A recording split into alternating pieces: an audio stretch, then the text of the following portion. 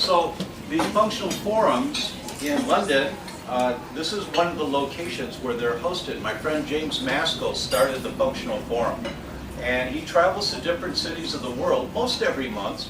He's based out of Los Angeles, but most every month he's somewhere else. And the local physicians in that area are in the audience, and he'll have guest speakers. And it's always quite exciting to hear. Last month, I was the host for Functional Forum. Marzi and I were in India, and we hosted I was the host of the Celiac Society of India's International Symposium on Wheat-Related Disorders. And I brought in the dream team from around the world. Some of you will recognize the names. Professor Yehuda Schoenfeld from Tel Aviv, and Professor Rodney Ford from New Zealand, and Natasha Campbell McBride from here, and Professor Aaron Lerner from Israel, and the list goes on. And we just had a wonderful event, but we did a summary of it, and it was last month's Functional Forum. And I took about 8 minutes from Dr. Natasha, and about 9 minutes from Professor Schoenfeld, and a few minutes from this one, the Pearls. And you can see it online, I'm sure it's available, so that you can get a taste of what that event was like, but also what the functional forums are like. We wanted more. We used the content from that, Yehuda's part, and we wanted the rest of it, we couldn't find it. So, yeah, you're exactly right. We're not going to change the world by being better practitioners in our offices. That's not going to cut it anymore.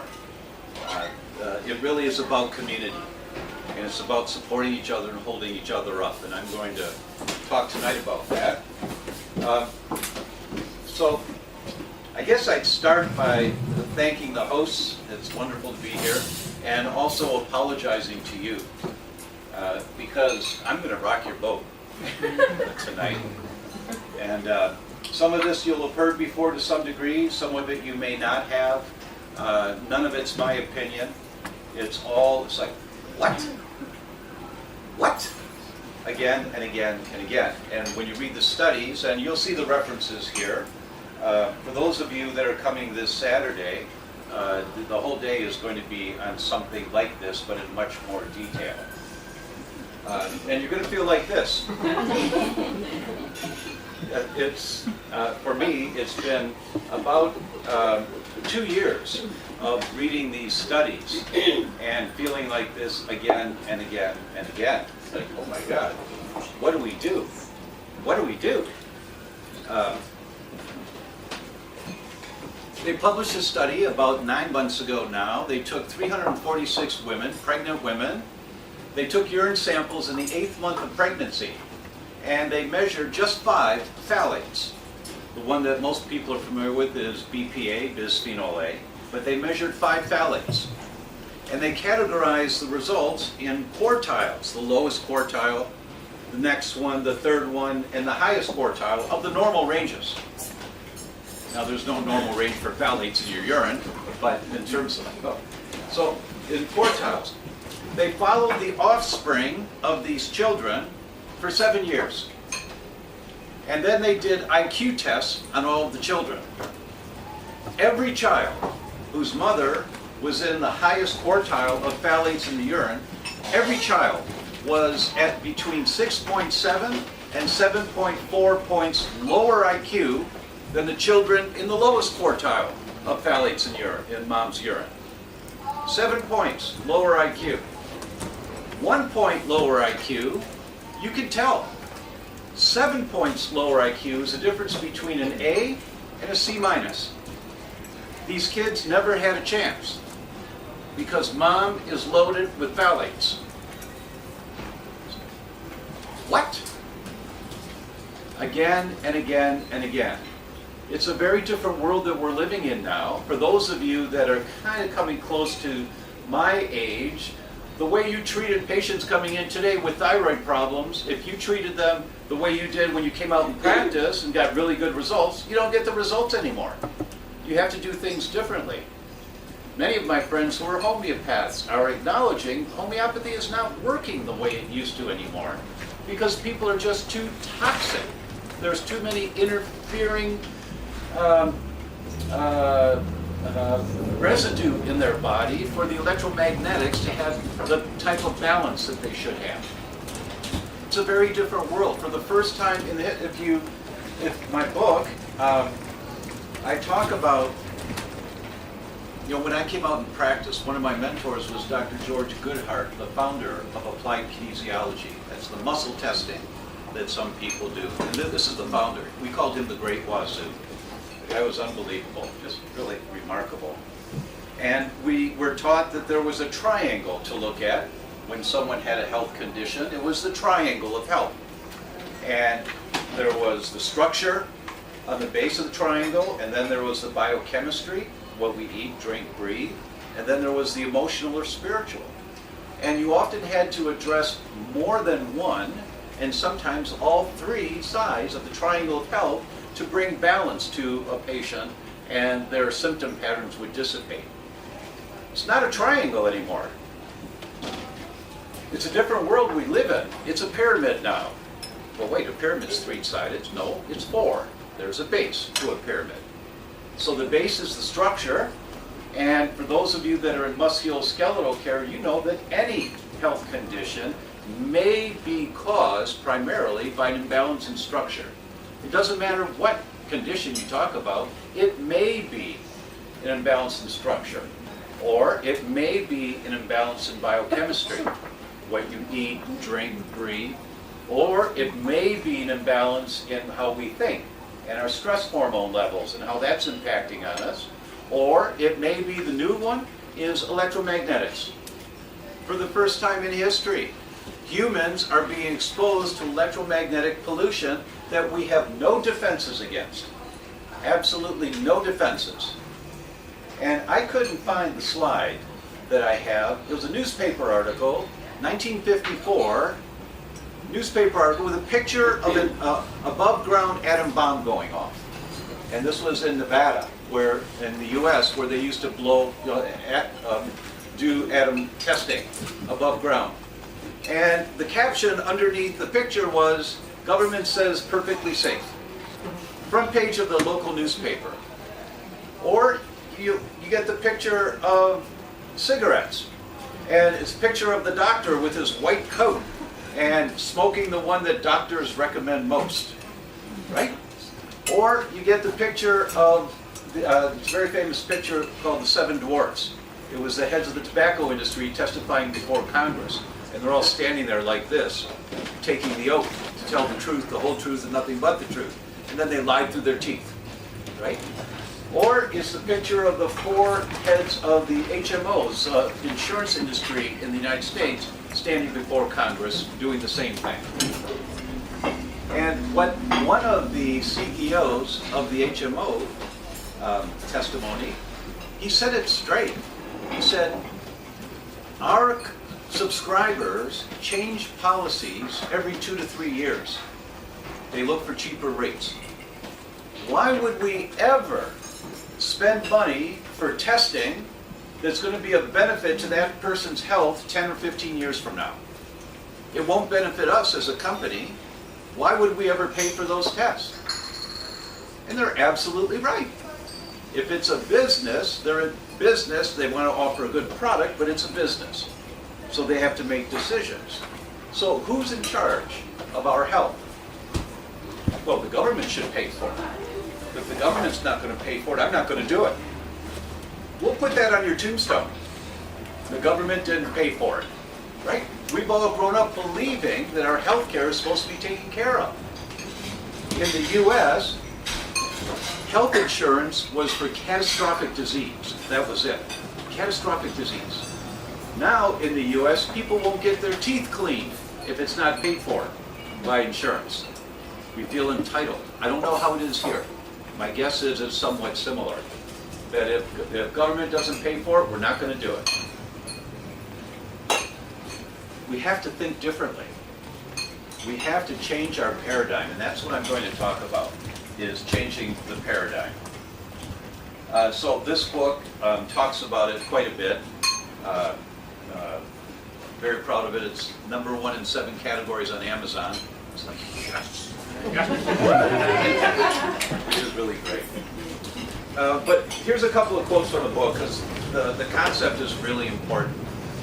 You and I, our bodies are exactly the same bodies that our ancestors had 5,000 years ago. We have the same kind of kidneys, they do the same thing. We have the same kind of liver, it does the same thing. We have the same kind of brains. You know, we've expanded our comforts, and we're safer, and we have a longer life, but physiologically, we have the exact same body. What type of threats did our bodies have to fight against 5,000 years ago? What did the immune systems of our ancestors have to protect us against 5,000 years ago? Mrs. Patient, your immune system is the armed forces of your body. It's here to protect you.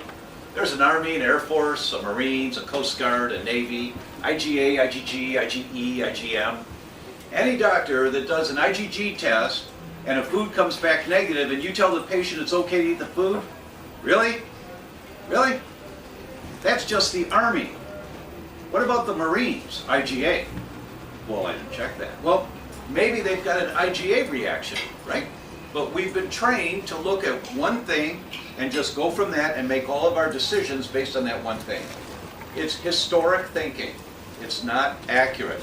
Our allergists that do skin pricking, looking at IgE, very valuable test, same test they started doing in the 1950s, exact same test, different antigens now, but the same test.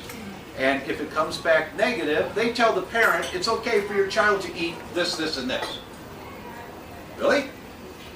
The child's not having an IgE allergy reaction, but what about an IgA or an IgG reaction? I'm not going to show you the slides tonight. It's okay. I'm not going to show you the slides tonight, but there are 246 studies on the association of herpes, simplex 1, and Alzheimer's. 246 studies on this now. So people that get recurrent cold sores, they likely have an elevated IgM reaction. IgM reactions are the initial response of our immunoglobulins. Usually it's an IgM reaction.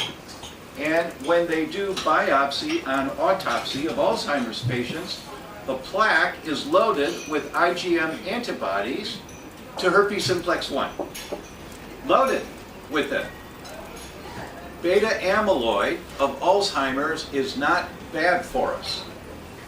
Excessive beta amyloid is bad for us. Beta amyloid is an antibacterial, antiviral immune response in the brain. Just read the studies. It's like, what? What? Beta amyloid's not bad? No. Excessive beta amyloid is bad. Water's not bad? No. Excessive water is bad. You drown. Right? Herpes simplex 1, 246 studies on that. IgM reaction. But if you don't check, so well, I'm going to get a blood test to look for antibodies to herpes. Okay. And they do a blood test and it's an IgG test. IgG antibodies are not associated with the production of beta amyloid in the brain. IgM antibodies are associated. So you have to do a more comprehensive test. And anytime you're looking to measure an immune response, I hope I'm planting a seed that you'll want to learn more about now. You don't rest on one branch of the armed forces. You don't. That's how we were trained, but that's not enough anymore. So I'm hoping I'm stirring your pot, and you're going to be thinking about this. And you may be angry at me, because tomorrow, when you see your patients, and they've got this going, oh, let's just do this test. Oh, wait a minute. Now let's do this test, because you don't have an option right now. It's going to take you some time to learn what the options are. And some of you know already, but some of you may not. So it's going to take you some time. I'm hoping that I'll stimulate you to want to learn more. My book talks about that quite a bit too. But the body has a limited number of options for an unlimited number of insults. What did your ancestors have to fight against? Bugs, parasites, viruses, molds, and fungus. That was it. There was no bisphenol A. There was no mercury. There was no excessive amounts of Klebsiella pneumoniae, most common bug in hospitals when patients get pneumonia. There wasn't any of that. And maybe extremely rare, but there's no evidence that there was. Bugs, parasites, viruses, molds, and fungus. That was it. You have the exact same body as your ancestors. So what is your immune system competent and programmed to protect you from? Bugs, parasites, viruses, molds, and fungus. So what does it do if you have elevated levels of phthalates in your body? How does it treat it? It treats it like a bug, parasite, virus, mold, or fungus. Here come the cytokines. Here comes the inflammation to kill bacteria or to kill viruses. Every toxin that you're exposed to, the mercury in the tuna. You're eating tuna, you're getting mercury. Okay, so is it bad? I don't know. It depends on how much you've got in your body and what your detox pathways are. Are you adequate at getting that stuff out, or does it accumulate? You know, there's lots of factors that come into play here. But how does your body treat mercury? Like a bug, parasite, virus, mold, or fungus. It doesn't have any other options. How does your body treat excessive radiation exposure? Like a bug, parasite, virus, mold, or fungus. You guys know about solar flares, that they're in 11-year cycles, right? And they rise, they come down, 11 years later they're up again, so that if you fly when it's at the peak of the 11-year cycle between New York and Los Angeles, you get the equivalent radiation exposure of 7 chest x-rays every time you fly. That's at the peak. When it's at the low point, it's 1.5 to 2 chest x-rays worth of radiation every time you fly 4,000 miles. I flew 180,000 miles last year. That's why I glow in the dark. But how does your body handle radiation exposure that creates free radicals? Like a bug, parasite, virus, mold, or fungus. You get inflammation. Does this make sense to you? Yes. We all have to think this way. We can no longer be practitioners writing scripts, whether they're pharmaceutical or nutraceutical, as our primary mode of operation. We certainly need to use those tools. Our patients need relief. We need those tools, but that can't be primary anymore because we're just chasing the tail of the dynamic that's going on in that patient's body. You're just chasing the tail. Okay, so that's just, like good. We have to move out of the platform. I call it life jacket medicine. Patient comes in, they've been diagnosed with diabetes, they've been diagnosed, or they've had recurrent miscarriages, they've been diagnosed with lupus, their child's been diagnosed with uveitis. It doesn't matter. When they come in, it's like they've fallen over a waterfall and they've fallen into the pond below. And they swim up to the surface. They go, oh, God, thank God I'm alive. Oh, what happened? And they swim up to the surface, and now they're trying to stay afloat in the pond of diabetes or in the pond of recurrent miscarriages. They're trying to stay afloat. But it's really hard to stay afloat in the pond of diabetes because the waterfall keeps falling into the pond, so the water's really turbulent. It's hard to stay afloat. They're still living the lifestyle that caused the degeneration that ended up as diabetes. They're in the turbulent lifestyle of whatever the degenerative condition is that they're presenting with. Does that make sense to you? Yes. And so everybody wants a life jacket to stay afloat in the pond of my lifestyle. Come on in. Good man. Got a beer? Oh no, that's a tomato juice or something. You got a beer. All right, good. They're trying to stay afloat in the pond of diabetes, and they want the life jacket to stay afloat. And we give them glucophage, or we give them metformin, or we give them a different diet, or we give them cinnamon, or we give them alpha-lipoic acid. But they're still in the pond. They're living the lifestyle that created the problem. You, of course, give them medication for high blood pressure or address their high blood pressure however you do. Of course you do, immediately, to save their life so they don't drown in the pond. But you don't leave them in the pond. Mrs. Patient, let's swim over to the side of the pond. Get out of the water. Walk up the hill. Walk back up the river, and let's find out what fell in the river that carried you downstream and you eventually fell over into the pond of diabetes. That's functional medicine. And that's the way you explain it to them. You're welcome to use that analogy or any other one you want, but you give them visuals that they can understand. Of course we want a life jacket. Of course you want blood pressure medication. Of course you want metformin. Whatever you need, let's get you safe. Of course your child needs Ritalin. Whatever they need so that they're safe for a short period of time. And then let's get you out of the pond. Then you go back to the doctor that gave you the script for the blood pressure medication. Say, Doc, I get a little dizzy when I stand, and I was told that might happen if I'm taking too much blood pressure medication. I've changed my diet, I'm exercising a little bit, taking a few vitamins, and every doctor's willing to do that. If they're not, find a new doctor, right? They just don't want you to do stupid things, excuse me, like stop your blood pressure medication. That's just utter nonsense. You got high blood pressure, you need to get it down now, right? So I don't think anyone is this way. No, that's not true. There are many people. Don't be anti-drug. Don't be anti-paleo. Don't be anti-anything, right? Develop the tools so you can walk with that patient up the hill, back up the river, and figure out what fell in the water. That's the goal. That's the goal.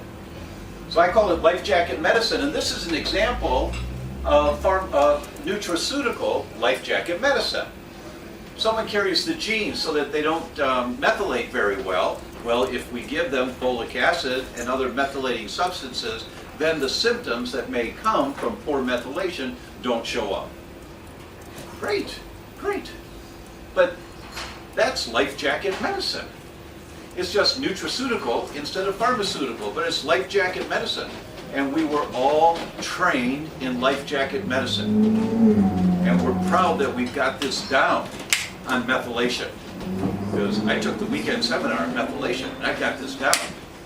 And you reverse those methylating problems for people, which is great, as long as they take the supplements or they do what you recommend. When they stop taking the supplements, the methylation problems come back. Why is that? Well, we all know, and I don't know, no, okay. We all know that the genes don't determine what happens to you. In the vast majority of cases, carrying a gene doesn't mean you're going to get that disease. It means you're vulnerable to that disease, right? You pull at a chain, it breaks at the weakest link. It's at one end, the middle, the other end. Your heart, your brain, your liver, your kidneys, wherever your genetic weak link is, that's where the chain's going to break if you pull it. Don't pull on the chain. Stop pulling so hard. We have to find out how the patient's pulling so hard that they have methylation problems, that the genes that determine poor methylation are activated. So we calm down those genes so they don't get activated, and the patient starts methylating naturally. Does that make sense to you? Yes. That's nutraceutical life jacket medicine that we were all trained in to some degree, and when we get advanced, we start thinking like this. And this is life jacket medicine.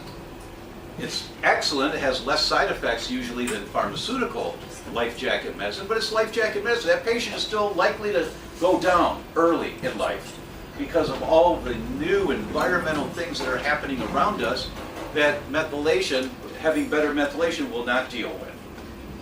Does that make sense? Yes. Premise number 2, it takes a different way of looking at life to be successful in avoiding the degenerative diseases of humanity, which are accelerating. You may have heard now that autism, the new estimates coming out from MIT in the US is that 1 out of 2 by 2026, 2028, 1 out of 2 will be on the autism spectrum. Now it's 1 out of 26, or no, that was 2 years ago. Most recent numbers I've seen. Who's going to pay for these kids? How are they going to function? Well, it doesn't affect me. No? Okay, we'll see. We'll see about that. So, the best science often emerges from situations where results carefully obtained do not fit within the accepted paradigms. That's what your introduction was talking about. Whereas an array of stances is legitimate in the humanities, in science, a paradigm shift is all or nothing. I'm hoping to stimulate you to study a little bit on your own and create a paradigm shift. That you create a paradigm shift. It's all or nothing. You either think this way or you don't. This is not something that you put your toe in the water with. When you start looking at this sign, you, oh my God, I had no idea about this. When you start looking at this, you say, whoa, whoa. Practicality can be as important as explanation in affecting a shift. You know, practicality, I mean, it makes sense. Your immune system is the armed forces. IgA, IgG, IgE, IgM. There are multiple branches, right? That just makes sense. Why am I only checking one branch? If diseases may come from a different branch. Celiac, you check IgA for transglutaminase, deaminase gliadins. You check IgA. Well, I did IgG tests and they were fine. So, are you going to say that this person doesn't have celiac? If that was the condition you were trying to rule out, well, I did an IgG test. It's less expensive than the IgA. Right? Okay, there was this guy in Australia named Marshall, 1984. He was a microbiologist, and he said, you know, I think sometimes ulcers are caused by bacteria, not by stress. And everybody said, what's the matter with you? Everyone knows ulcers are caused from too much stress and producing acid, and you have to take the antacids. What's the matter with you? And he was ostracized. He was shunned, literally shunned, considered a nutcase. So what did this guy do? He did an endoscopy, took a picture of the healthy pig tissue of his stomach. Then he drank a beaker of Heliobacter pylori. He drank a beaker of it. Waited about 3 weeks, maybe 4 weeks, until he was so sick. Sticks a tube down, takes another picture of his ulcerated stomach. Then he takes the antibiotics to kill the bacteria, waits a few weeks till he feels great again, takes another picture of his healthy pig tissue stomach. Then he published it. Then everybody knew he was a nutcase. Right? But he proved it. He proved it. And his peers still ostracized him. Because he challenged the prevailing dogma. Right? He rocked their boats in a way that they didn't like having their boat rocked. They'd always prescribe PPIs for ulcers. There's nothing wrong with PPI, but it's a life jacket. You use it for a short period of time until you figure out what the problem is. It's not a deficiency of PPIs that causes ulcers. Right? So, 21 years later, he wins the Nobel Prize in medicine. And the Nobel Committee says, who with tenacity and a prepared mind challenged prevailing dogma. And I'm hoping that we will have 50 soldiers here tonight who will prepare their minds and challenge prevailing dogma. We have to change the way we think. And you don't do that sitting in a talk for 2 hours. You don't do that by going to a weekend workshop. You know, you start saying, well, wait a minute. And can you grab me a book? One of my books, if there's one out there. Ah, thank you. The subtitle of the book, just 1 hour a week to the best memory, productivity, and sleep you've ever had. Thank you. That's not a cutesy title. But she's walking out. That's Tom's wife, by the way. She's heard it before. That's why I can give her a little flack. It's not a cutesy title. It's the path to success in creating a paradigm shift. You say, you know what, this just makes sense. I'm going to spend 1 hour a week. I'm just going to learn a little more about this concept. Just 1 hour a week. We all think we need to get it now. Now. I want it now. It's not going to happen. To change how we think, you need inputs of lots of information and time to kind of digest and chew with it a little bit and say, what? What? You know, I often take research studies that, whoa, and I tape them on the ceiling in my bedroom. our bedroom. I tape them on the ceiling. I go to sleep, and it's like, wow. Phew. And in the middle of the night, sometimes I wake up and I think about it, and I used to think I'll remember in the morning. I never remember. I don't remember.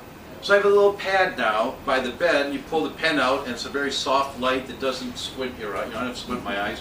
So and I just write down what I'm thinking and go back to sleep, right? But you create the environment. You prepare your mind. You prepare your mind to think differently about whatever the information is that you're looking at. 1 hour a week. Every Tuesday night after dinner. Every Sunday morning after church or after services. Whenever. It doesn't matter. But every week, consistently, that 1 hour you allocate to your future and how you're going to take care of your family or how you're going to learn more about how to take care of your patients. Just 1 hour a week. Pick a topic, write it on the wall, write it on the board, put it on the refrigerator so that you remember Tuesdays, and set your phone alarm every week on Tuesday. The alarm goes off, whatever you need to do. But 1 hour, and in 6 months, you've got this. You've got this. It'll take 6 months. It'll take a year. Who cares how long it takes? Who cares? You're on the path, and you will develop the skill set to understand these principles of how to prevent the degeneration in you and your family that's accelerating for all of us. 1 out of 2 on the autism spectrum, does that rock your boat or not? Is that, oh yeah, it's another number. It's like $1 billion. Oh yeah, whatever that is. A million, a billion, what's the difference? Yeah, 1 out of 33, 1 out of 26, 1 out of 2, what's the difference? We're numb. We're numb to this. We're all numb because numbers are thrown around all the time. So you take an hour a week, you read one study, you read one chapter or one page of the book, and you just kind of digest and you chew with it, you wrestle it a bit. Maybe you have a little discussion group with some friends, you get 2 or 3 people, and you say, let's have lunch every Wednesday, or whatever, and you talk about what you've learned together. Make it up, make it up. But you have to prepare your mind to challenge the prevailing dogma. The prevailing dogma is not working. People are getting sicker. Kids are getting sicker. More kids are getting disease. Lifespan's going down. 3rd year in a row now in the U.S. Shorter projected lifespan. 3rd year. It's been going up for 30, 40 years. Now it's going down. The momentum has changed. We all know having the gene does not dictate a person will develop the condition. It dictates a person is vulnerable to developing the condition. We must go deeper and ask the question, what activates the gene? Why is this happening? Okay, so let's dive into this. We are in the midst of what's called the 6th extinction. It's us. Scientists are now writing about the 6th extinction. We've experienced severe population declines. Our data indicate that beyond global species extinctions, Earth is experiencing a huge episode of population declines and extirpations, which will have negative cascading consequences on ecosystem functioning and services vital to sustaining humanity or civilization. This is the proceedings of the National Academy of Science. This is not the local community college. We describe this as a biological annihilation to highlight the current magnitude of Earth's ongoing 6th major extinction event. The population extinction pulse we describe here shows from a quantitative viewpoint, Earth's 6th mass extinction is more severe than perceived when looking exclusively at species extinctions. What do they mean by that? Well, we all know about the beauty of animals and how great they are, and we've all seen pictures like this, right? They're starving. The ice sheets are melting. The Arctic is melting. The polar bears are starving. There's concern that they're going extinct. They're dying off really quickly. But we've seen this. We've heard something. How many of you have heard something about polar bears? Can I see show of hands? Yeah, I mean, all right. It's another one that just makes us numb. Okay, yeah, too bad. That's too bad. Polar bear's going on. There's nothing I can do about that. That's too bad. So we're numb to it. To some degree, we're numb, unless you're doing something to help prevent extinction of species. You know, if you're donating to a group you believe in and work they're doing, or some other way that you're putting a little attention on there. Humanity needs to address anthropogenic population extirpation and decimation immediately. You can tell these guys are geeks, right? So what does this mean? Anthropogenic is chiefly of environmental pollution and pollutants originating in human activity. It's what we're doing on the planet that's causing all of this. It's not that there's more volcanoes going off that are killing off the species. Extirpation means the condition of a species that ceases to exist in the chosen geographic area of study, though it still exists elsewhere. So, yeah, where's all this coming from? So you might want to read about the sixth extinction for 1 hour a week. Maybe you'll take 2 weeks just to read about it and say, whoa, this is real. Whoa, this is real. Just go to PubMed and type in the sixth extinction. Here come the studies. And you might want to read those. This is the one that got me. This is a policy statement from the American Academy of Pediatrics. Their policy statement. This is not just an article that was able to get in and get published. This is the policy statement. Under the EPA Inventory Update Reporting Program, the chemical manufacturing industry estimated that approximately 12.25 trillion kilograms of chemicals were produced in or imported into the United States every year. So let's do some math on that. 12.25 trillion kilograms of chemicals divided by 63,786,000, that's the population of Great Britain.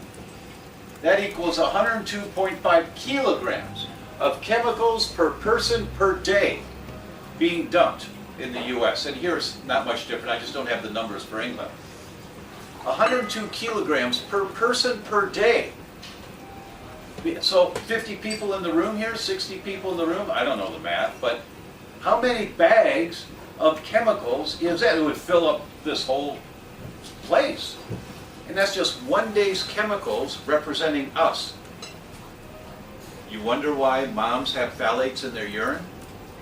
It's all of these chemicals, we're being exposed to so much. It would seem that attention to creating a predominantly human life-supporting environment will pay big dividends. Now, I made up the quote. He didn't say that, but I made it. But you know, it's like, you think? You think? This environment is different, where we are right now.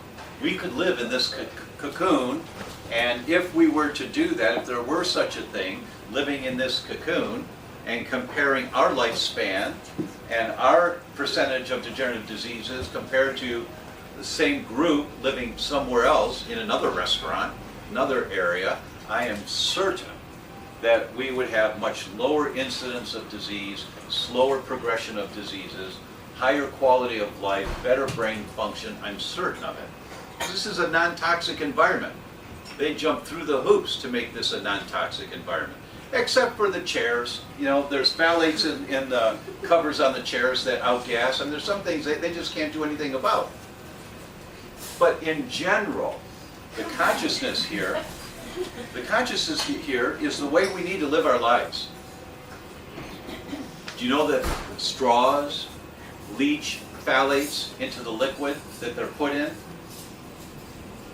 Do you know that plastic Tupperware containers, you put your leftover chicken in a Tupperware container, the next day the chicken's got phthalates? You wrap a piece of corn on the cob, you wrap a piece of corn in plastic wrap, or a piece of meat in plastic wrap, the meat's got phthalates in it the next day?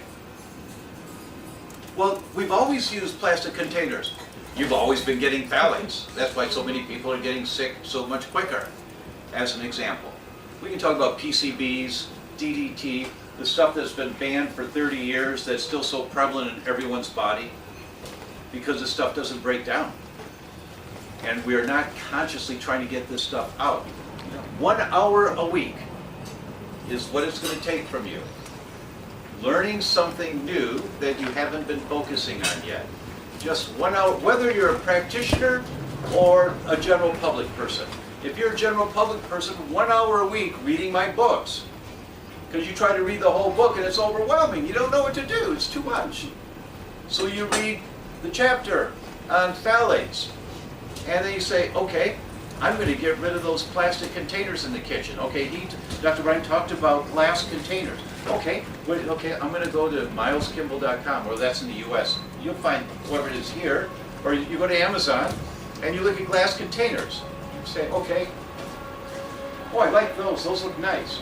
I need 3 round ones, 2 rectangular ones. I need a big one for my pies, or whatever. And you order them and you pay for them. It took you an hour. You're done for the week. But now for the rest of your life, your children will not be exposed to those phthalates that were in the kitchen storage containers, because they're out in the garage. And you've got glass containers. Does that make sense to you? Yes. It's that kind of, I call it base hits. In the US, we have a game called baseball. And in baseball, you got the bat, you hit the ball, and you run around the bases. And everybody thinks home runs are great. Everybody wants a home run where you hit it out of the park, right? Home runs don't win ball games. Base hits win ball games. If enough batters get a base hit, they push the guys around the base a little bit at a time. So when I autograph books, it's base hits win the ball game. It's the baby steps you take that will make the difference in your health and your brain function. It's the baby steps you take. But you just stay consistent. 1 hour a week, every week. You learn something new, you learn something new. You got Hashimoto's thyroid disease? 1 hour a week. You're reading about Hashimoto's and the triggers for Hashimoto's. 1 hour a week. Your child has attention deficit? 1 hour a week, you're just reading. Or you might do more than an hour a week. You don't have to limit yourself, but you get my point. It's tenacity to prepare your mind so that you can win the Nobel Prize in life, right? Who cares if they think you're a nutcase? You tell your family members you're getting rid of the Tupperware containers, whatever they're called here. Well, what are they called here? Tupperware. Oh, Tupperware. Oh. So you tell your family members that you're getting rid of the Tupperware. They think you're a nutcase. Or you say, hey, would you like my Tupperware? I don't want it anymore. You want some? Oh, yeah, look, oh, great, okay. But I really don't want to give it to you because it's poison stuff, Give it, have your husband use it in the garage, right? But who cares what they think, right? You have to have tenacity to make this paradigm shift, to address what humanity has never been exposed to before. Over 100 kilograms of toxic chemicals per person per day are being dumped here. Well, it's in the US, but being dumped. And they're in your body, and they short circuit. Mrs. Patient, if you take the wire that goes from the battery of the car to the headlight, and if you were to take some of the insulation off the middle of that wire so you can see the wire that's inside there, and if you have that exposed wire touch the frame of the car, the lights flicker on and off. The lights flicker on. You say, what's wrong with the lights? There's nothing wrong with the lights. It's the wire. It's the nerve. That's MS. That's when you have myelin antibodies. Myelin is a saran wrap around your nerves. And when you have myelin antibodies elevated, you're killing off the myelin. And so the nerve starts to short circuit. The message doesn't go, transmit as well as it should. That's MS. And that's happening so often to us. If you were to check now, my gosh, I did this in 1998 through 1997 to 2000. I did 316 consecutive patients with a very comprehensive blood test. 68% of them had elevated antibodies to wheat. 68% of everybody. That was every patient that came in from 2 years old to 90 years old. If they didn't do the blood test, they weren't my patient. So I'm sorry, I'm studying this right now, but here's a list of a couple of really great docs in the area if they didn't want to do the blood test. And 68% of everyone had elevated antibodies to wheat. Didn't matter how old they were or what the condition was they were complaining about that they came in with. Didn't matter. 68% of them. If they had elevated antibodies to wheat, 26% of them had elevated antibodies to their cerebellum. and 22% of them had elevated antibodies to myelin basic protein. How many people in the room suspect or know that you have a sensitivity to wheat? Show of hands, please. Look around the room. Now, this is not a talk to celiac patients. This is a talk to healthcare practitioners and people who are spending more time to learn about their health. That's how prevalent it is out in the world. That's exactly what your practices are like if you look. And what that means, by the numbers, 26% of you have elevated antibodies to your cerebellum, and 22% of you have elevated antibodies to myelin. How many of you get a little numbness and tingling once in a while? Hold them high, look around the room. That may be, and likely is, elevated antibodies to myelin. Perhaps, maybe not, but it's likely. I'd wager it. That's how common it is. Why isn't my brain working very well? Because your brain's inflamed. You got fire in the brain. How come I can't remember the way I used to? Because you're inflamed. Well, what do I take for it? Anti-inflammatories. Stop throwing gasoline on the fire. What does that mean? Figure it out. 1 hour a week to figure it out. Where is the inflammation coming from? How am I pulling on the chain? There's no magic pill that's going to fix your brain. Yes, you can take N-acetylcysteine for a while. Yes, you can increase alpha-lipoic acid. Yes, you can take vinpocetine. Yes, it's going to help you function better. But you're still going down. If the mechanism is still going on inside, you can put turbo fuel in the car, so it's going to run faster for a while, but you're going to burn out the car. Do you understand what I mean by this? So you get the life jacket for your brain to function better for a while, that's fine, but you've got to change the direction the brain is going in. And you don't do that by taking some better nutrition. You do that by saying, why is my brain on fire? Well, how do you know if your brain's on fire? You have to do the test. What test? Here you've got Cyrex tests. Cyrex is a laboratory from the US, but they've been here since 2013, I think it is now? Yeah. And Cyrex has some excellent tests that can tell you about antibody levels to your brain and to 24 different tissues in your body. That's their test number 5 will tell you that. And you look and see, oh my gosh, I've got elevated antibodies to cerebellum. What does it mean to have elevated antibodies to cerebellum? The cerebellum is the area in your brain that controls muscle movements. How many 70-year-olds you know they can dance up and down the stairs? Right? It's not going to happen. Why? Because their cerebellum's been being killed off. It's not that their muscles can't do it. It's that the brain can't send a message to the muscles. So they can't move properly. They don't have the balance that they should have anymore. Well, I feel fine. All right. Dance up and down the stairs. No, I can't do that. I know you can't do that. Your cerebellum's been shrinking. 26% of everyone in my practice that had elevated antibodies to wheat have elevated antibodies to cerebellum. 1 out of 4. Well, what happens if I have elevated antibodies to cerebellum? Stop throwing gasoline on the fire, and the antibodies will go down.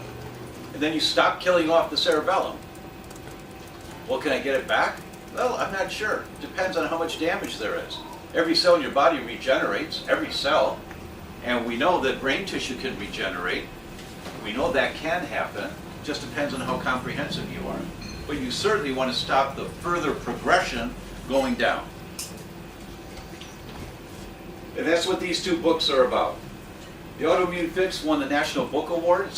Yes! Yes! It's really great. You know, I was telling Marzi the other day, you know, I've never gotten a check for sales from the book. You know, my publisher, you know, so I don't talk about my books to make money. That doesn't happen. I don't know why, but it doesn't happen.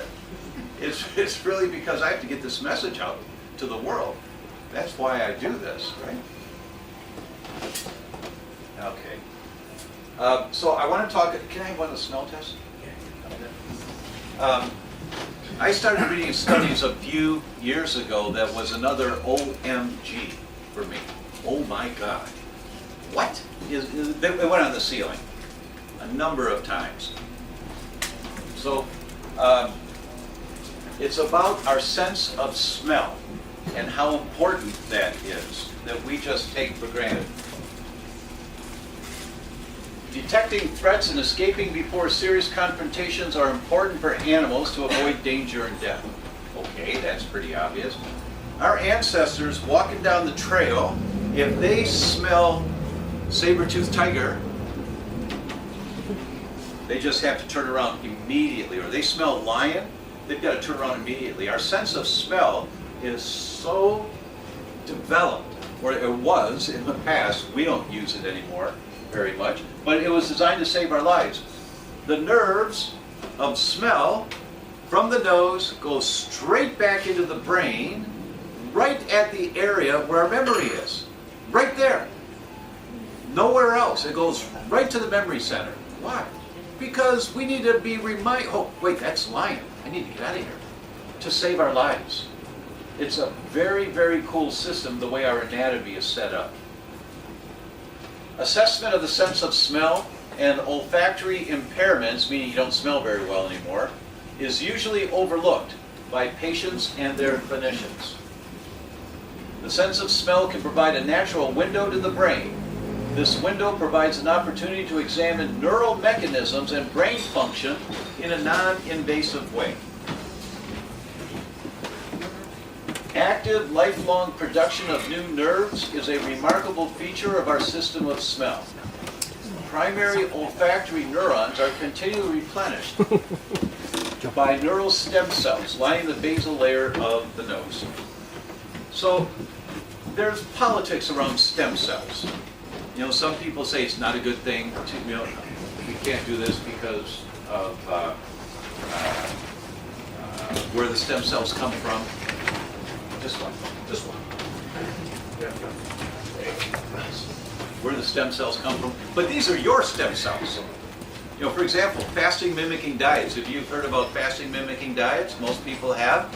You stimulate extra stem cell growth in the gut. You heal intestinal permeability with fasting mimicking diets. Why? Because you make more stem cells. And stem cells create new tissue for you, whatever tissue you need. It's very cool when you read the studies on fasting mimicking diets. What that means, for those that don't know, is you eat all your food within 8 hours. So you have like a brunch or lunch around 11 o'clock and you have dinner before 7. That's it. You eat in that window. And you stimulate more stem cells throughout your body. Well, the stem cells in the nasal cavity, in the olfactory stem cells, are so remarkable, like no other in the body that they've found so far. Primary remarkable. They use them now when there's been spinal cord injuries and people are paralyzed. They take stem cells from the nose and embed them into the spine to stimulate new spine growth, because the stem cells in the spine are sluggish and don't respond very well at all. So I read that, I said, what? And then, you know, it's one of those ceiling things, and it's like, why would our bodies have stem cells like that?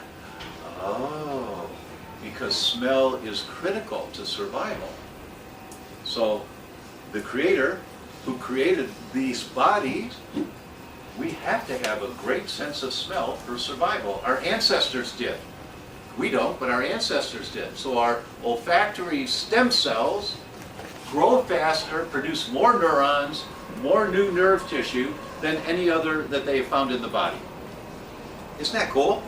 Yeah. That's very cool. So I read these studies, and then I'll tell you a little more. And OEC stands for olfactory and sheathing cell. And that's the type, those are, they trigger stem cell production. Look at the title of this article.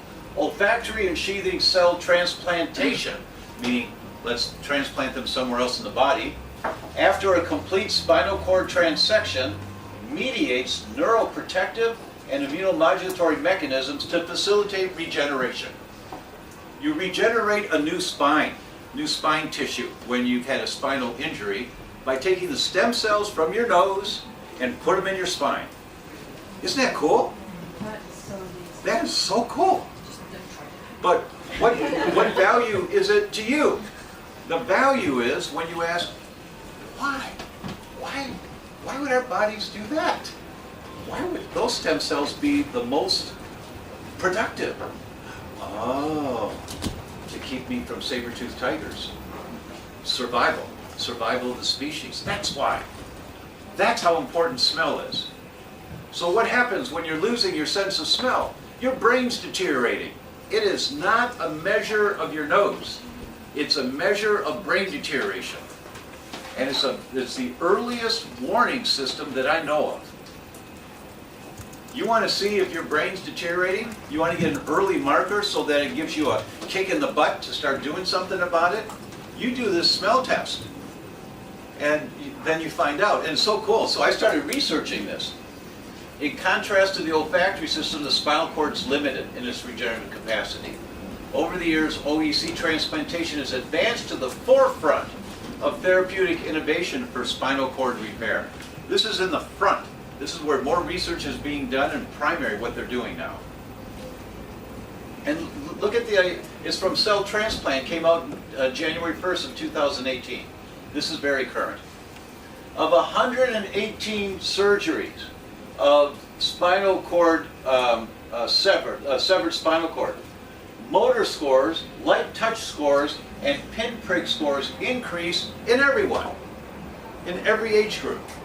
Old people, young people, they all got more function.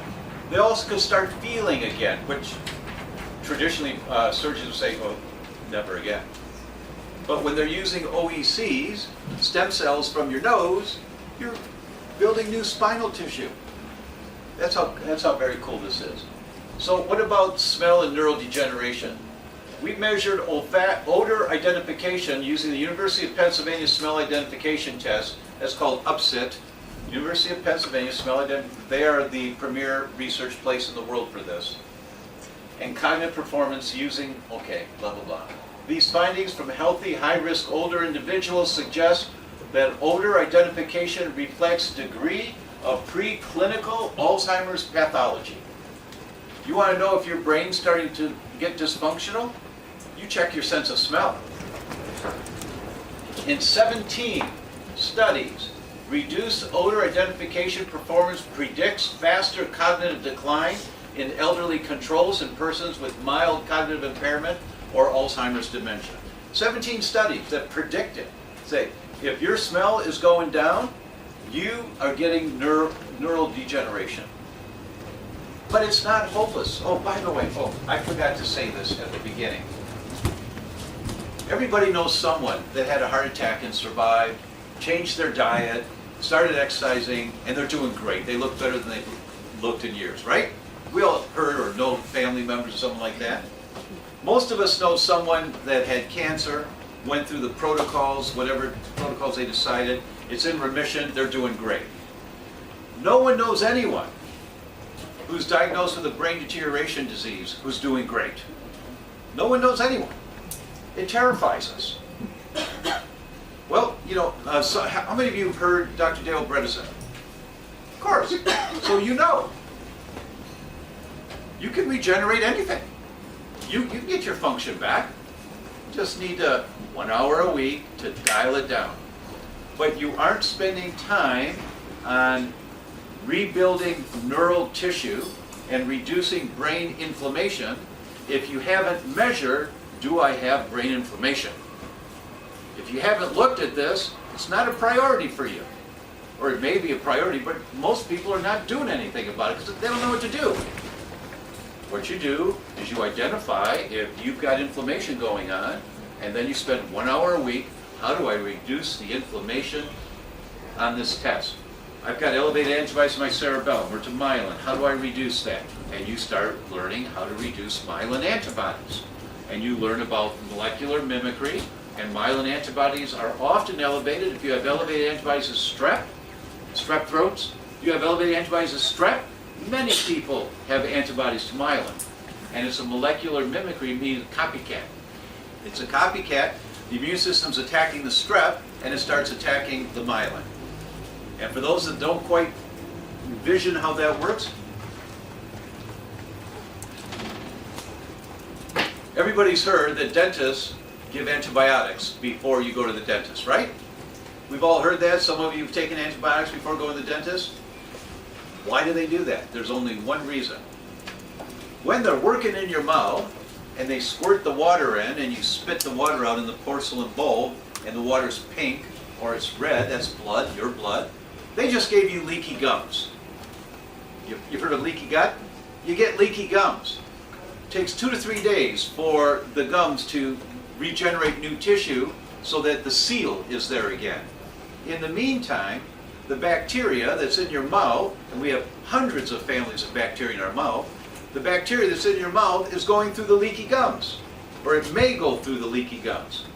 And if you have strep that goes through the leaky gums into your bloodstream, and your immune system says, whoa, we better fight this, and you start making antibodies to strep, which is a really good thing. Antibodies to strep, there's a molecular mimicry mechanism. If you carry that particular gene, you start making antibodies to your heart. That's rheumatic fever. And so dentists give antibiotics to prevent the development of rheumatic fever, because if you've got antibiotics in your bloodstream, if any strep gets in, the antibiotics will kill it. And so your immune system doesn't get activated and have to go to work. Does that make sense to you? Yes. That is the only reason why dentists give antibiotics. And in the US, they're very free about it. They do it a lot. I don't know here. Oh, so in England, it may not be as common, but it's extremely common in the US. For what? Oh, for any work that they do in your mouth. If you spit water out and you got pink water, you've got leaky gums. They don't clean your teeth, and, Yeah, they do. but they don't squirt water in to rinse it out? If you have a heart condition, if you've got you're already Well, sure. pre-existing condition. Well, it's malpractice if you have a heart condition and they don't But get generally it. speaking, Oh, that's interesting. Okay. I'll have to come up with a new example for you guys. Well, Americans are so litigious. That's right. That's exactly right. I think that could well be. That's a very good point. That might be. So here's a study. Here's a study. The association between olfactory impairment, means losing your sense of smell, and total mortality in older adults. More than 1 in 5 people, 21.8%, of those that had a loss of impairment, or a loss of smell, had died over the 5 years, compared with less than 10% of the participants who didn't have a loss of smell. Moderate loss of smell associated with a 68% increased risk of all-cause mortality, meaning within 5 years they die of something. Much more at risk of dying of something if you're losing your sense of smell. Now these are people 70 and older. So if you're 45 and using your sense of smell, it's unlikely that you'll die in the next 5 years. It's unlikely. But it's very likely that the inflammation in your brain will continue to cause a degeneration. That is very likely. So I saw there's a bunch of studies like this. Increased mortality with the loss of smell. That's, what? What? Odor identification impairment may be an indicator of nerve injury rather than amyloid pathology. And this is in the Journal of Alzheimer's Disease. So what we know about the loss of the sense of smell, it's inflammation in the brain. And it's killing off the memory centers, and that's where the inflammation is occurring, is where the memory centers are in the brain. So I called the University of Pennsylvania, and I got the head of the department, and I said, hi, my name's Tom O'Brien, and you guys have this upsit test. I said, yes, we do. I said, okay, let's get it. I want the test. So this is the test. And all of my people in the US have done this. It's very cool. And we just grabbed about 15 of them or so, and we just brought them. And what you do is you take a little pen, it's like a lottery ticket, you just scrape off that bottom shiny area there, and then you smell it. And the options are tomato, menthol, strawberry, or licorice. And then you just circle which one it is. Turn the page, and you do the next one. And the options are cherry, honey, lime, and whiskey, right? And you mark which one it is, the same color code. Turn the page and do the next one. There's 12 of them. And after you've done the 12th one, here's the 12th one. Scratch it off, and the options are lime, mint, rose, or bubblegum. You know, there's common smells. So, and if you're not sure, guess. Just guess. And then after you've done it, you turn from the last one, number 12, there's the answers. And then you check and see, all right, how many did I get right? And if you get 10 or more right, you're fine. If you get 9 or less right, you got a problem. And so it's a warning that says, hey, I need to look at this. I need to look and see what we can do here. So what do? You find a functional medicine practitioner and you start investigating, where's the fire in my brain? Where's it coming from? Is it food allergies? Is it toxic chemicals? Is it emotional stress? Is it electromagnetics? I can't tell you how many people have insomnia that I've been able to help just by telling them, get the alarm clock away from the nightstand. And they look at me and say, you know that nightstand that's right next to your bed? Yeah. Is that where your alarm clock is? Yeah. How far away is your head from that? Oh, no, it's right there. Well, put it on the other side of the room, because alarm clocks leak electromagnetic energy. And it's right there next to your brain, right? And a number of people, their insomnia was much less when they moved the alarm clock to the other side of the room. Turn the wireless off at night. You know, you have to find out where's the inflammation coming from. But you don't know to explore if you don't do the test to see if you got the problem. Does that make sense to you? Okay. So I like the smell test because it's so inexpensive. It's easy. It's easy and it's so accurate. Okay. So I told you it was going to be like this, right? So, one more minute and then take a... Yeah. I'm just about to wrap it up here. You have to study. Everyone has to study. You cannot put your health in the hands of anyone. Not even a really good healthcare practitioner like Dr. Gale. You cannot put your health in anyone else's hands. You need to understand enough of the mechanisms for these things that are chronic, that keep coming back for you, so that you take ownership and responsibility and stop pulling on the chain. And you won't do that unless you learn, how am I pulling on the chain? So these books will help.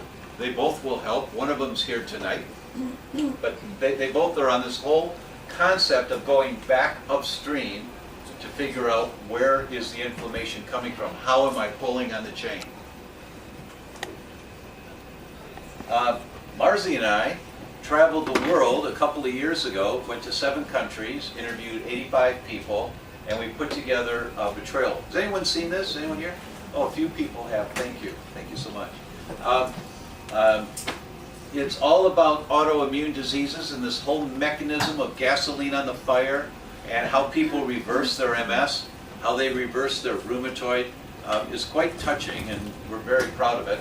It's at the dr.com, my website's thedoctor.com, the dr.com, don't spell the word doctor out, /betrayal. And it's there for you, and you're welcome to watch it if you like. Take care of yourselves. And thank you very much for your kind attention.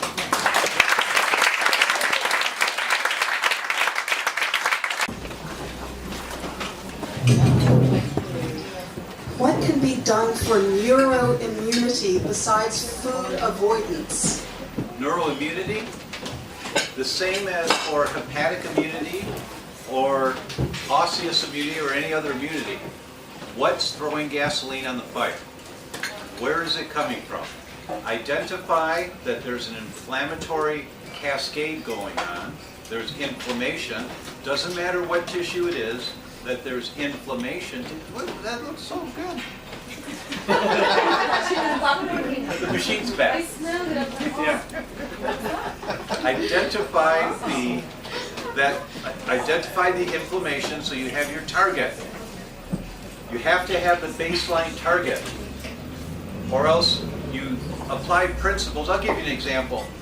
When you're testing for intestinal permeability, the range is between 0 and 20 on one of the markers. We had a patient come back at 240. Terrible, terrible permeability. Terrible. And then when we rechecked her 8 months later, it was at 74. Now the range is 0 to 20. If we didn't have the first test, she would come back at 74 and say, I've been following your protocols for 8 months, they're not working. But they're working really well. Just keep going, right? It's working really well. But you'll never know if you base the success of your protocols on your symptoms or your lack of symptoms, then you're always going to be chasing the tail, trying to figure out where's the mechanism under the surface. So you cannot use your symptoms as the indicator. Your symptoms are the motivation, but you have to find out where's this coming from. And then it's called a biomarker. That's your biomarker. If you do the scent test and you score 7, so you got 5 of them wrong, then you check it again in 6 months. That's the most quickly regenerating cells, stem cells in the body is in the olfactory canal. So you check in 6 months. Oh, look, I scored 9. Wow, all right. I'm getting better. It's still not great, still not passing, but I'm getting better. You have to have biomarkers, always, biomarkers. If it's a musculoskeletal problem. So how do you know if you have a musculoskeletal problem and you need to see Dr. Gale or someone like Dr. Gale? She's a great chiropractor. I had my treatment this morning. When I come to London, I come see her. How do you know if you need to see somebody for mechanical care? Here's one clue. You get in your car in the morning, get behind the wheel, turn the car on so it gets warm. You adjust the rear view mirror so the top of the mirror is aligned with the top of the back window. So you just sit comfortably, hands on the wheel, and just adjust the mirror. Go to work, go do your thing all day, get back in the car at night, turn the car on, check the mirror. Oh, you have to adjust the mirror. If you have to adjust the mirror, it means your spine has shrunk during the day. And if your spine is shrunk, they go home, you sleep, and it expands again. Well, that's a spine that's in distress. I'd go see her and figure out what's going on in my spine, or someone like Dr. Gale. But she paid for my dinner tonight. It's okay. Thank you. Yes. Any other questions? Don't be shy. You know, the cool thing about questions is that they relate to everybody. They always do. Bearing in mind the importance of the smell test, is it sensible to stimulate olfactory activity by, for example, doing challenges and so on about those 12 specific areas? And if so, should that be done on a daily or weekly basis? And is there any evidence to show that that will stimulate the stem cells to reform? And maybe, do you know anything that does stimulate the stem cells? I do not. That's a Okay. really good question, and I do not know. I will have that in the back of my mind now, so next time we see each other, you might ask me again. Great. And the stimulation? The stimulation, yeah, anytime you want more function out of an area, the more consciousness you put on that area, the more your healing energies will zero in there. So anything you can do. So if you, I'm not smelling that. Let me just, I think that's, yeah, just keep practicing. You just keep putting consciousness on it. I'm certain it will help. Don't know how much, but it will. Gentleman back here.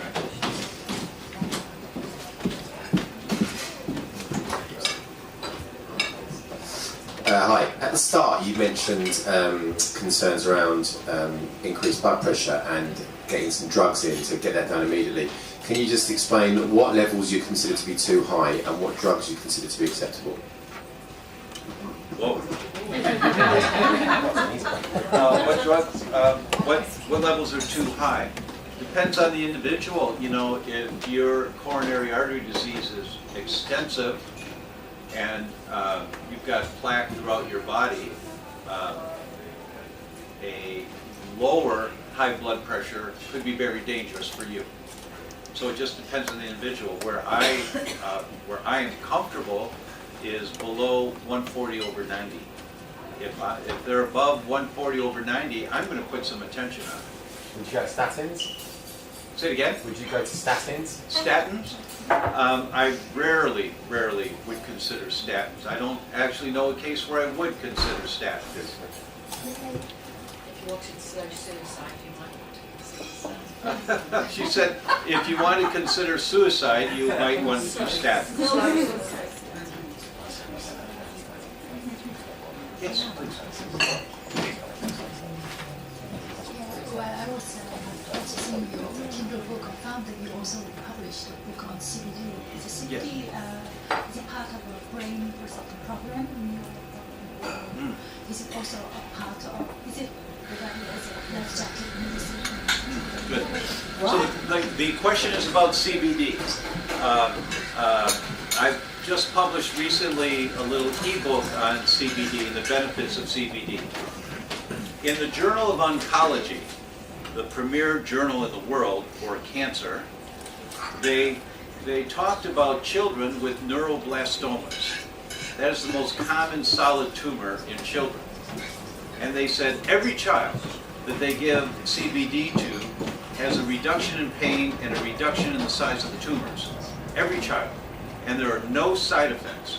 It is not a hallucinogen. It doesn't have any of that psychedelic effect that marijuana has.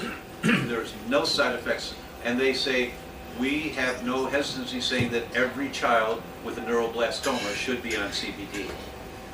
In the Brazilian Journal of Oncology, they did a study on 10 patients with drug-resistant epilepsy. Now that means that they've tried at least 3 drugs and the drugs don't work, and they're still getting seizures. 10 out of 10 never had a seizure again when they started CBD. So the whole world of CBD is one that is unfairly being categorized along with medical marijuana. It is not marijuana. It is not a psychedelic. It doesn't have any side effects that I know of, and it's very helpful for anxiety, depression, and of course tumors, and seizures, and muscle spasms. There are hundreds and hundreds of studies on the benefit of CBD. It comes from the hemp plant, but it is not a psychedelic component from the hemp plant. So there's no reason in the world that I can think of why we would prohibit the use of CBD. Now, hemp is one of the only plants, there's only 2 plants that I know of, that are, have reference in every written civilization. Every culture, all over the world, except for Antarctica, it's the only one I don't know about. But every culture has written history, medical history, on garlic and on hemp. Hemp grows in every country of the world. Why? And if you read my little ebook, it's on Amazon. I think it's 99 cents or something. It's just ridiculous, but it's fine. Why? Because in the fall, when the hemp plant is maturing and has all these flowers, and the THC in hemp is the medical marijuana, the hallucinogen, but the flowers have all the pollen on the flowers, and the pollen is in the air. So our ancestors were constantly getting a little bit of CBD in the pollen. And what did it do? You know, in the winter time, it's cold, it's overcast, there's no sun, I don't want to go out and hunt to find food. CBD kept us more uptoned, more willing to go out in the world.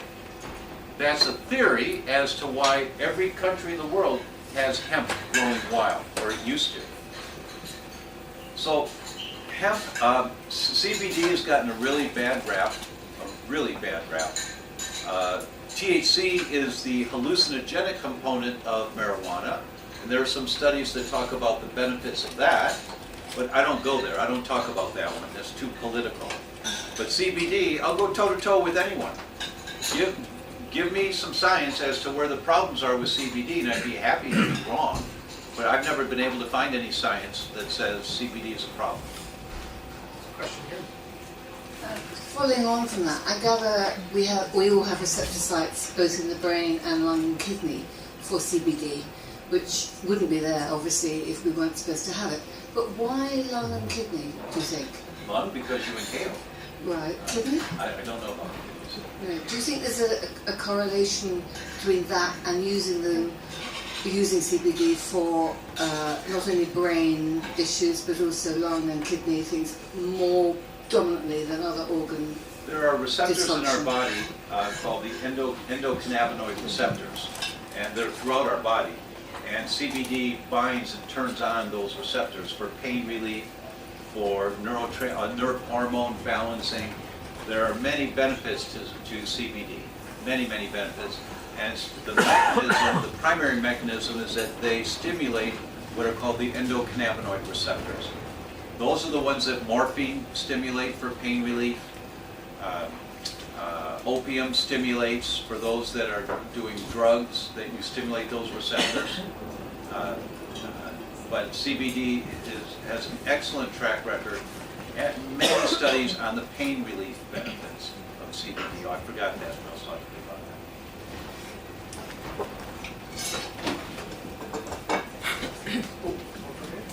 that. So this is from the book.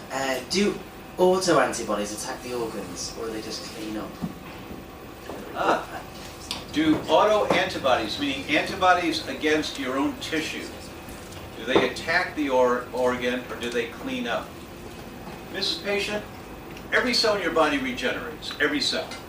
Some cells are really quick, like the inside of the guts every 2 to 3 days, the nasal cavity every couple of days, the gums every couple of days.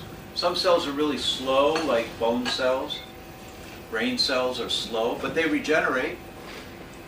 How does that happen?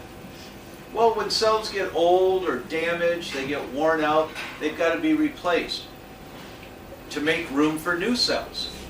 How do you make room for new cells? Your body makes antibodies to your thyroid, or antibodies to your cerebellum, or antibodies to myelin, or antibodies to your heart.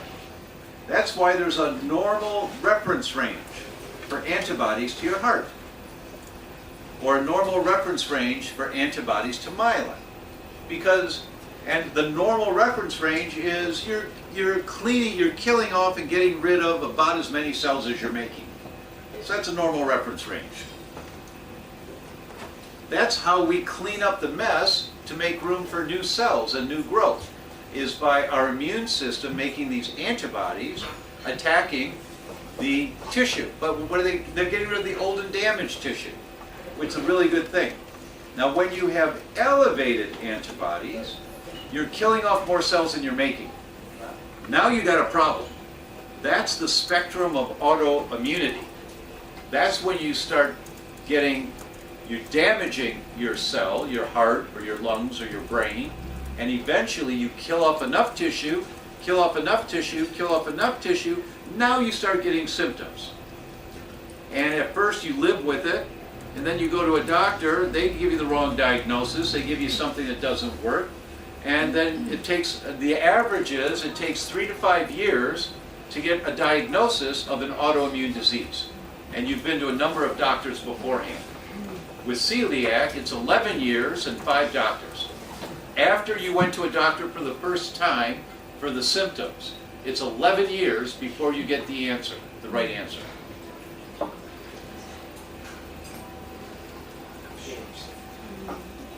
Ben?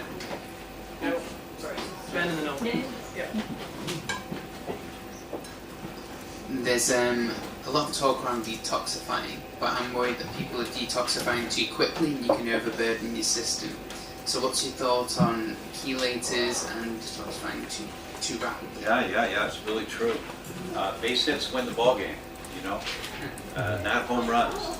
And we all need to detoxify. We all need to detoxify. And we have to take our time to do this. We have to move slow. And it's best to have a coach that's a functional medicine or a comprehensive healthcare practitioner that walks you through the detoxification process. Now, once you've been detoxifying for a year or two, you can ramp it up. You can do a lot more. You can be more aggressive. And I don't know that it takes a year or two. For some people it might. Some people are very low in glutathione levels. They're so low. And you start mobilizing some of the heavy metals in your body, and the body can't get rid of them. So they get in circulation, then they go somewhere else. One of the reasons why women, post-menopausal women, have a rapid decline in brain function, why it's so common post-menopausally, is because if they have an estrogen deficiency, you know, when your ovaries stop working, it's the job of your adrenal glands to make about 1/10 the estrogen that your ovaries used to make. But if your adrenal glands are worn out, you don't make estrogen. Now you go through a change of life. Now you've got estrogen deficiencies. When you have estrogen deficiencies, your bone cells start breaking down. You get osteoporosis. When your bone cells start breaking down, the lead that has been stored in your bones for 50 years, because most of us have lead toxicity to some degree, the lead that's in those bone cells that are breaking down now gets mobilized. So it gets into your bloodstream. And the lead has an affinity for bones and for brain. So the lead goes to your brain, and now your cognitive decline gets a whole lot worse because you got lead poisoning in your brain. You follow this? Yes. This causes this, causes this, causes this, causes that. And we come in and we want to be treated for that. And we want, what do I take to fix that? But you've got to go back over here and figure out where's it all coming from. And in that example, you have to work on the adrenal glands to get them working better as a component of helping someone, right? It's a really good question. So you detox with kid gloves, always with kid gloves. Hi, my question's about seizures. I know there are a few things that can trigger seizures. Would you say there's the most common cause? Inflammation. Where's the gasoline coming from? There's some studies that show drug-resistant epileptic kids, 50% of them go into complete remission on a gluten-free diet. 50% of them. Why don't our neurologists know that? Because that article was written in the journal Gastroenterology. And neurologists don't read gastroenterology journals. They read neurology journals, right? So, and I don't mean to be cute, but it really is. Where's the inflammation coming from? If you have allergies or sensitivities to casein that's in milk, I've got 3 studies that talk about when you have a sensitivity to casein, it breaches, it tears the blood-brain barrier. You get a leaky brain. And if you have casein triggering the leaky brain, they theorize that may be the primary cause of sudden infant death syndrome. These kids who are getting cow's milk who have a sensitivity to dairy, because the casein has an affinity for that area of the brain.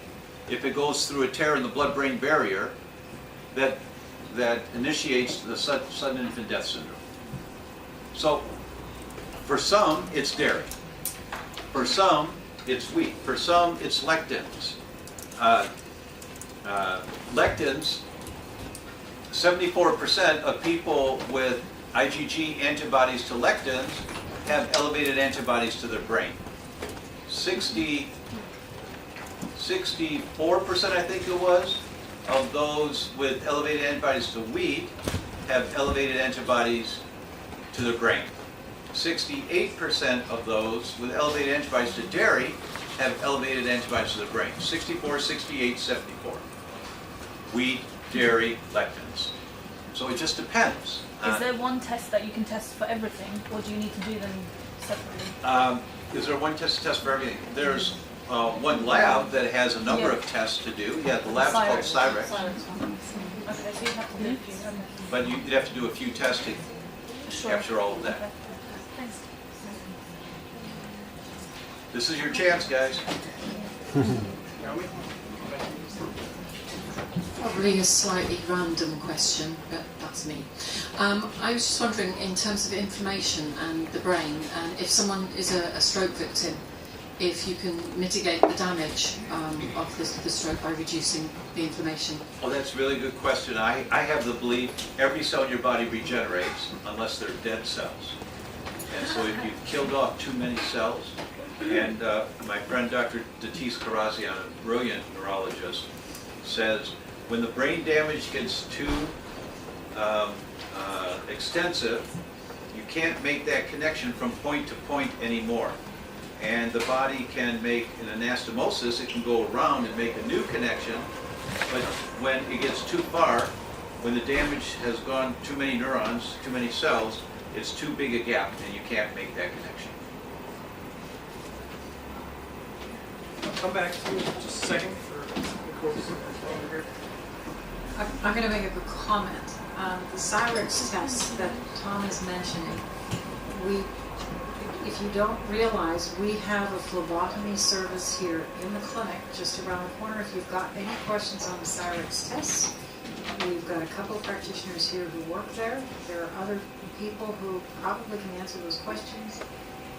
Halima here, she is a functional medicine GP that's working in the clinic, and you can ask some of those questions. Please do.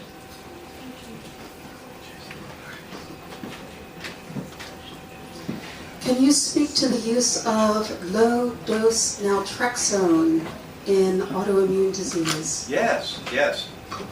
Very effective. No known side effects that I've been aware of. I've spoken at the LDN conference last 3 years. And the doctors there, they use it in cancer, they use it in autoimmune diseases, they use it in pain relief. The story is very similar to CBD, although low-dose naltrexone is cheaper than CBD because people are trying to make a lot of money on CBD, which is unfortunate. But LDN, low-dose naltrexone, is a prescription drug that has minimal concerns for side effects, very safe in general, and has dramatic results sometimes for people. It stimulates the endocannabinoid receptors. It's also a prokinetic, isn't it? Sorry, can't hear. So isn't LDN also used as a prokinetic? As a what? A prokinetic. So in SIBO cases, it's one of the... I'm not familiar with using it for that, perhaps. I've heard it recommended. I wouldn't doubt. Oh, that's interesting. Yes? Another random question. What's your thoughts on muscle testing?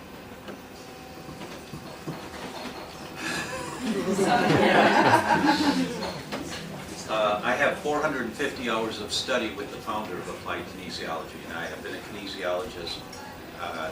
That's how I opened my practice, was doing kinesiology. My mentors were the founder of Applied Kinesiology, Dr. George Goodhart, who taught me how to think, the big picture. George would always do this thing. I'm going to make a little noise here, so I don't want to startle you, so just know I'm going to make some noise. He'd be on stage, and he would always go, "Why, doctor? Why does it?" And he'd stomp his foot on the ground as hard as he could, just to drill it into us. Why does the patient have what they have?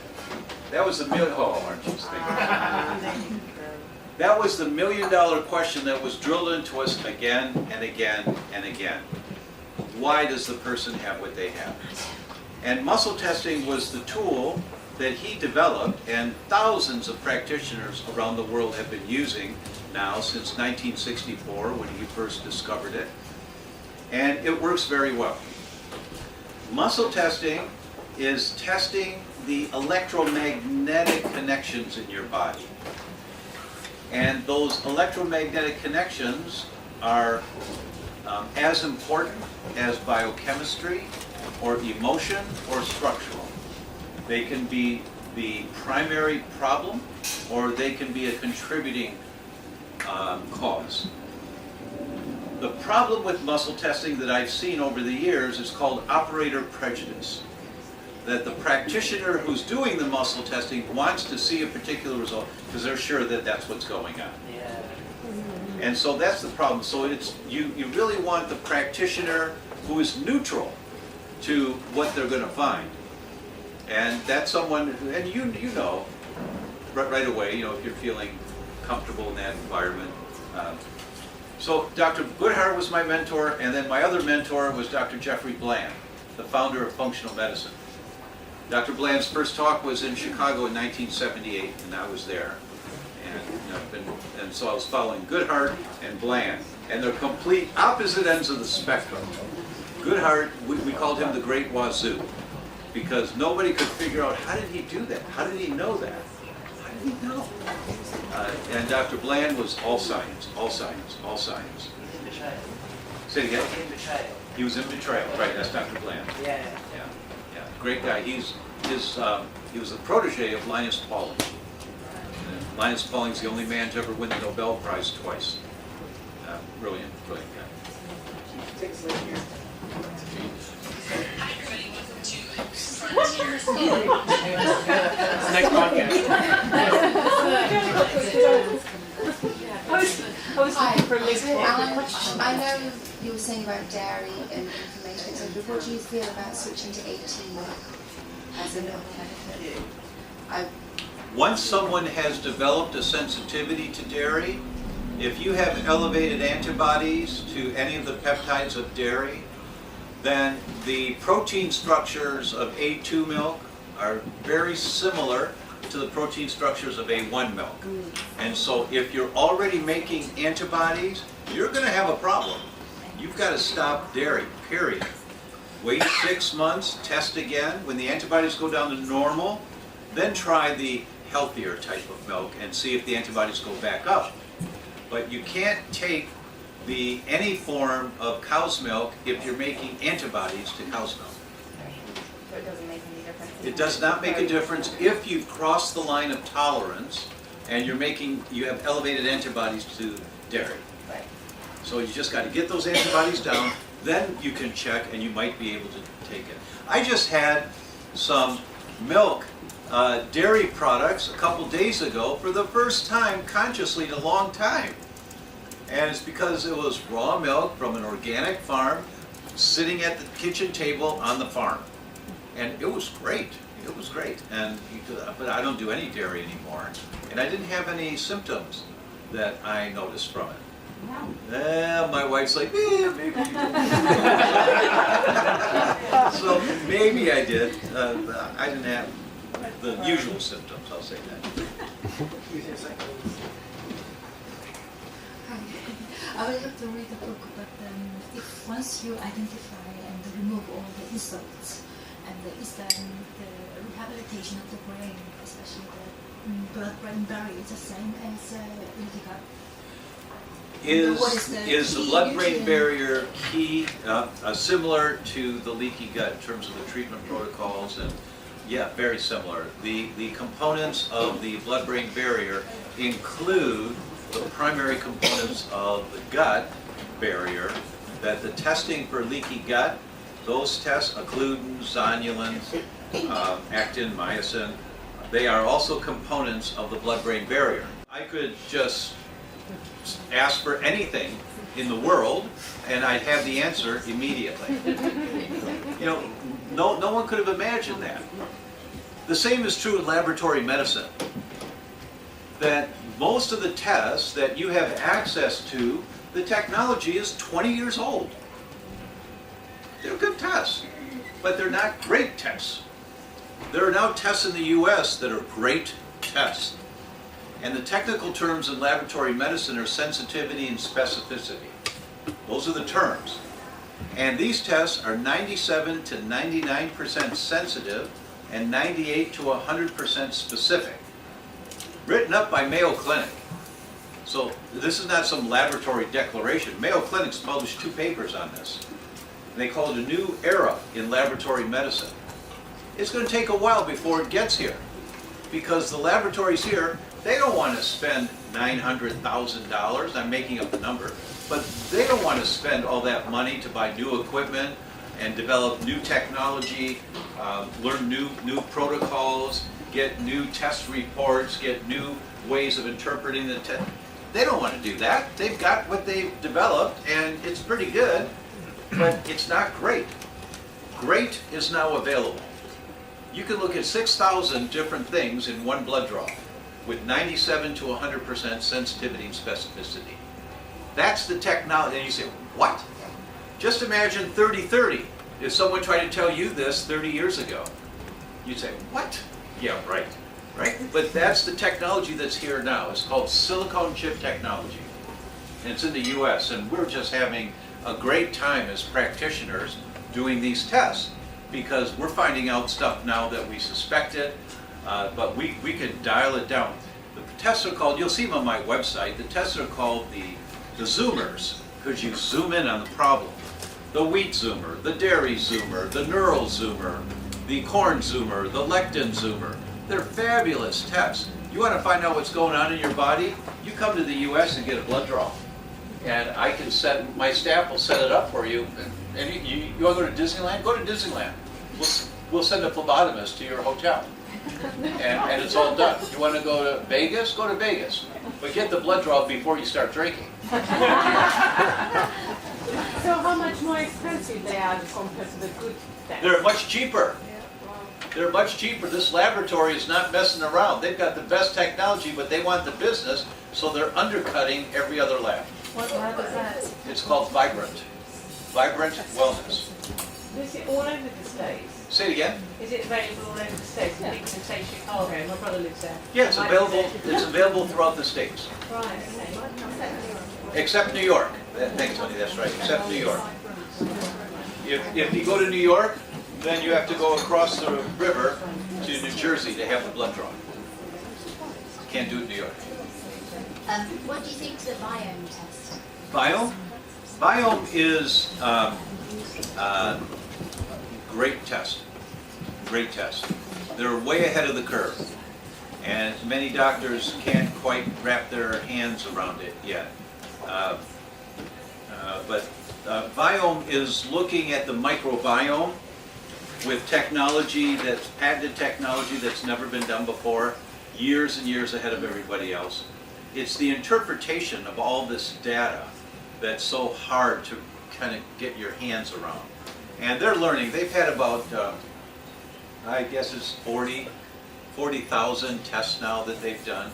And so they've got a good database. So their recommendations are really great. So what's the difference, sorry to interrupt you, what's the difference between Biome and the other tests that are available? Biome measures RNA expression of the microbiota. They're dialing down to the function of the microbiota by looking at RNA. The other tests will do, most of the stool analysis are doing cultures. The older labs are doing cultures, but there's no research being published anymore using culture technology. Some of the labs are using DNA analysis, and there's a fair amount of conflict as to the accuracy of that. Biome's RNA analysis is new, different, and more comprehensive. 16S. Say again? 16S. It's beyond 16S. Beyond. Yes. Oh. Yeah. Shout. Oh no, can I shout? Can I shout? Oh, go ahead. Shout it out. Can you please elaborate on how gluten intolerance, dairy intolerance has an effect on the blood-brain barrier, and how that results in a leaky brain? Like, can you talk more about the neuroscientific part of it? Sure.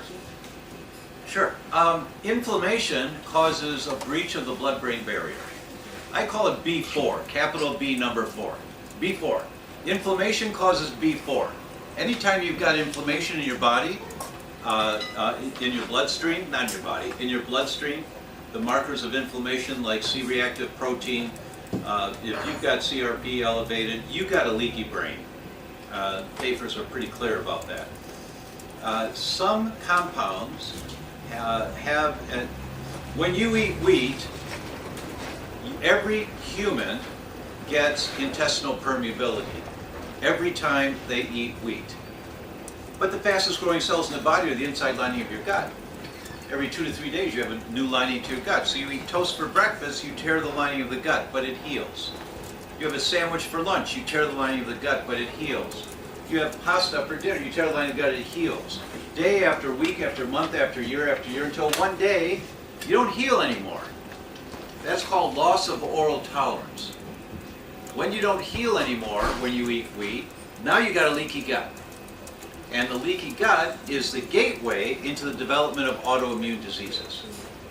So when you get the leaky gut, now here comes the inflammation into the bloodstream that causes the breach of the blood-brain barrier. And B4. So you make antibodies for the leaky gut. Those antibodies are in circulation, and the components that make up the lining of the gut are the same components that make up the lining of the brain.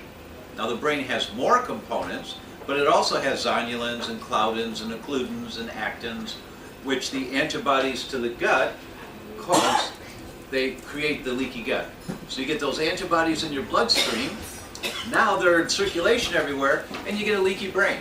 You also get a leaky bladder. You get leaky lungs. Wherever those, the zonulin, the occludins, wherever those compounds are, antibodies are going to attack those compounds.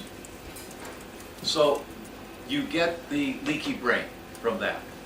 When you get the leaky brain, these large molecules get into the brain that aren't supposed to be there. Leaky brain. You have 4 different immune systems in your body. There's one in your gut, the microbiome. There's one in your liver. There's one in your bloodstream. And there's one in your brain. And they're different, and they talk to each other all the time. But the one in the brain is called the glial cells. So the one in your gut is like an old cowboy movie with 6 shooters. Right? That's the immune system in your gut. They fire chemical bullets called cytokines, but they're like a 6-shooter. The one in your bloodstream is special forces. They've got high-powered rifles, and they really go to it. The one in your brain has got bazookas. Nothing is supposed to get into the brain, and it's got the most potent protectors called the glial cells. And they just stand there dormant all the time. But if something comes through a leaky brain, they fire their bazooka to destroy whatever it is. Very cool. We wouldn't be here if we didn't have that. The problem is, you keep eating wheat, you keep eating dairy, whatever the triggers are, you keep getting more leaky gut, more leaky brain, more molecules getting to the brain, more bazookas being fired. Now there's collateral damage in the brain, and the collateral damage of your brain tissue. Now you got damaged brain tissue cells. Now you have to make antibodies to get rid of the damaged brain tissue cells. So now you have elevated antibodies to your brain. And here comes the autoimmunity in your brain. Isn't that cool? To like kind of get a sense of this? That this causes this, causes this, causes... And that's not the only mechanism, but that's the one that we all can understand, you know, so that we say, well, that kind of makes sense. And if you're not sure about it, go read a couple of the studies, and you'll see. You say, well, yeah, that makes sense, and there's more, but that's a basic to it. And here comes the brain audit. I meant to ask this question. How many notice if you have an exposure to wheat, you get kind of a foggy brain? Show of hands. High for a minute, and look around. Brain fog. Where's that brain fog come from? That's not so much the inflammation. I mean, it's too quick. I mean, you get brain fog within 10 minutes to an hour after you eat. Where's it come? Could everyone cross their legs for a minute, please? Come on, come on, come on. Cross your legs. Not your feet. Cross your legs. Unfortunately, I see you, right? Okay. Leave them like this for 3 hours. Then stand up and run. You can't do it because there's no blood getting into your legs, right? When you eat wheat, for 73% of the people that have a sensitivity to wheat, they get a lack of blood flow into the brain. It's called hypoperfusion. Good Scrabble word, but it means a lack of blood flow in the brain. 3 out of 4 people that have wheat sensitivities get hypoperfusion when they eat wheat. What happens when you diminish the blood flow into your brain? It just can't work properly, right? It's like you've got an 8-cylinder engine in your car, but only 3 cylinders are running. You get a foggy brain, you get slow brain, just can't quite get it going properly. Give your kid toast for breakfast and send him to school to learn if he's got a sensitivity to wheat. It's not possible. And he gets diagnosed as attention deficit. And they want to put him on drugs. And you're giving him pancakes for breakfast because you think it's healthy for him, right?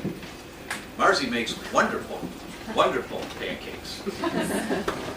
One banana, 2 eggs, blend them together, little coconut oil in the pan, medium heat, put that mix, blend it, put it in there with the lid on it, wait a couple of minutes, flip it over. Unbelievably delicious. The eggs, the protein, complements the sweet of the banana, and it's really, really good.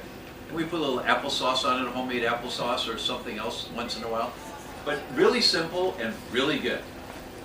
You don't have to eat wheat. You just don't know what to do at first, right? It's 1 hour a week. It's going to take a while to learn some of this stuff. Yes, please. Do you think because raised toxins in the body for our offspring have higher toxicity, so instead of it taking years for these things to happen, is a lot quicker in children? Do I think That the level of toxicity in the kids? just like say gluten sensitivities can be a lot quicker, it can take years' time. It can be 2 years, 3 years old. Oh yeah. Yeah, kids are sicker now than ever before. And I think a primary reason is because of the level of environmental toxins.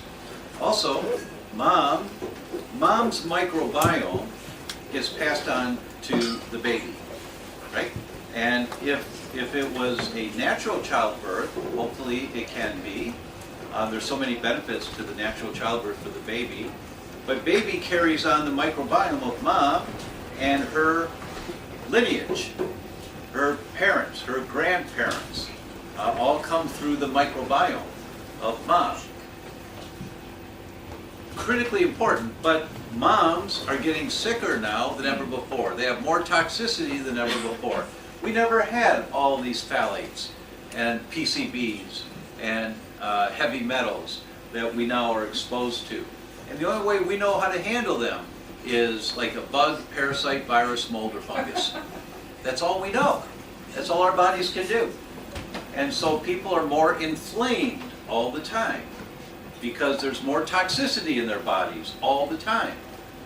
So we need more to keep us going because we're getting more tired and more sluggish and more brain dysfunction because we're more toxic. We really have to learn more about how to detox our bodies and how to create a toxin-free environment in our homes and where we spend most of our time. Critically important. Critically important. I'll give you one more example.